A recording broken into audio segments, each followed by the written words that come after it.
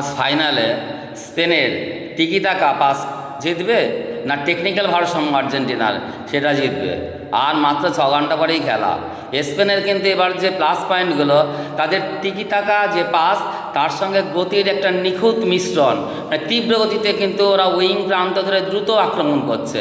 আর Lamine Yamal আর Nico Williams এর যে dribbling আর তার গতি, এই ড্রিবলিং আর তার গতিতে প্রতিপক্ষের ডিফেন্ডাররা কিন্তু নাস্তানাবুদ হচ্ছে।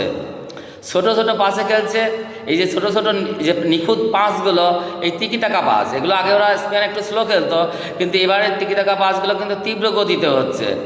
মিডফিল্ডে কিন্তু এর অধিনায়ক রুদ্রি রয়েছে, এটা একটা বিশাল প্লাস পয়েন্ট। আর দানি ওলমো, এই যে রুদ্রি আর দানি ওলমো, এই যে অভিজ্ঞ প্লেয়াররা, এরা কিন্তু তার ধারালো আক্রমণ করছে। এবং নিজে মিডফিল্ডে থেকে রুদ্রি পুরো ক্যাপ্টেন হিসাবে পুরো দলটাকে তিনি চালনা করতে পারছেন। আর উইং থেকে নিখুঁত ক্রসের মাধ্যমে প্রতিপক্ষের রক্ষণকে তারা কিন্তু ভেঙে ফেলছে। তাহলে এই যে উইং থেকে যে নিখুঁত ক্রস, এটা কিন্তু একটা প্লাস পয়েন্ট আজ স্পেনের। আর সলিড ডিফেন্সিভ স্ট্রাকচার রয়েছে স্পেনের।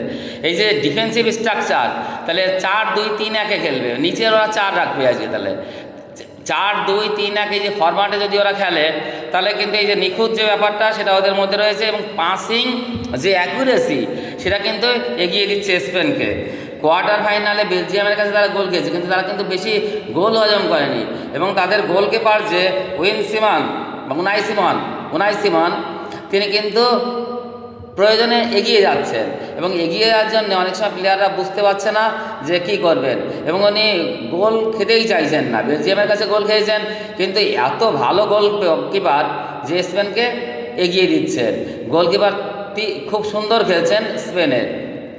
অন্যদিকে আর্জেন্টিনার কথা যদি ধরা যায়, আর্জেন্টিনা কিন্তু রয়েছে টেকনিক্যাল ভারসাম্য একটা, 2 নম্বর প্লে মেকিং, মেসির যে খেলা তৈরি করা এবং সেকেন্ডের মধ্যে যে গোল করার ক্ষমতা মেসির আমরা দেখতেও পেয়েছি।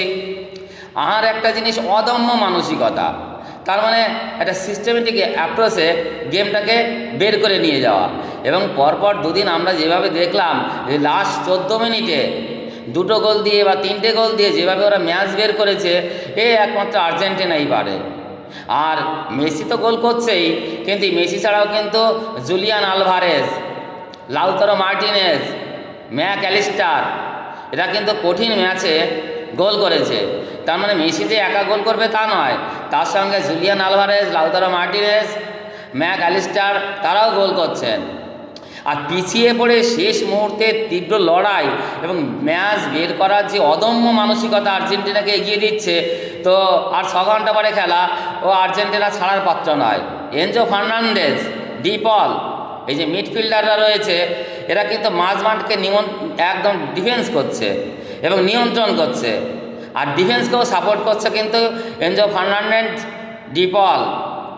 আর এদের গোলকিপারের কথা যদি বলতে হয় আর্জেন্টিনার, মানে নকআউট পর্ব থেকে ফাইনালও খেলছে অনামিকার হাড় ভাঙা। এই ভাঙা হাড় নিয়ে একভাবে তিনি খেলে যাচ্ছেন, এবং তিনি বিশেষ করে যখন পেনাল্টি হয়, এই পেনাল্টির সময় 1-1 যে যুদ্ধ, সেই সময় দুর্দান্ত। আর মানে যদি ম্যাচ পেনাল্টি অবধি গড়ায়, তাহলে কিন্তু আর্জেন্টিনা এগিয়ে থাকবে। মানে পেনাল্টিতে আমাদের এই আমাদের আর্জেন্টিনা দুর্দান্ত, পেনাল্টিতে গোলকিপার আর্জেন্টিনার দুর্দান্ত। এমিলিয়ানো মার্টিনেজ চাপের মুখে কিছুতেই হারে না, অদম্য মানসিকতা, ডান হাতের অনামিকার হাড় ভাঙা, এবং তিনি কিন্তু খেলেই যাচ্ছেন।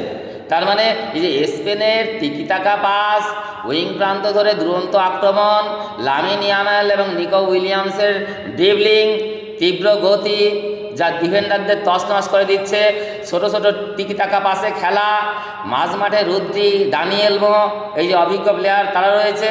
আর উইং ধরে যে তীব্র আক্রমণ, এই তীব্র আক্রমণ আর্জেন্টিনাকে ঠেকাতে হবে। আর সলিড ডিফেন্সিভ স্ট্রাকচার রয়েছে, এই যে ডিফেন্সটাকেও ভাঙতে হবে। এই ডিফেন্সটা ভাঙতে হবে। স্পেন মূলত আজকে 4-2-3-1 খেলবে, 4-2-3-1। আর আর্জেন্টিনা খেলবে 4-4-2-1।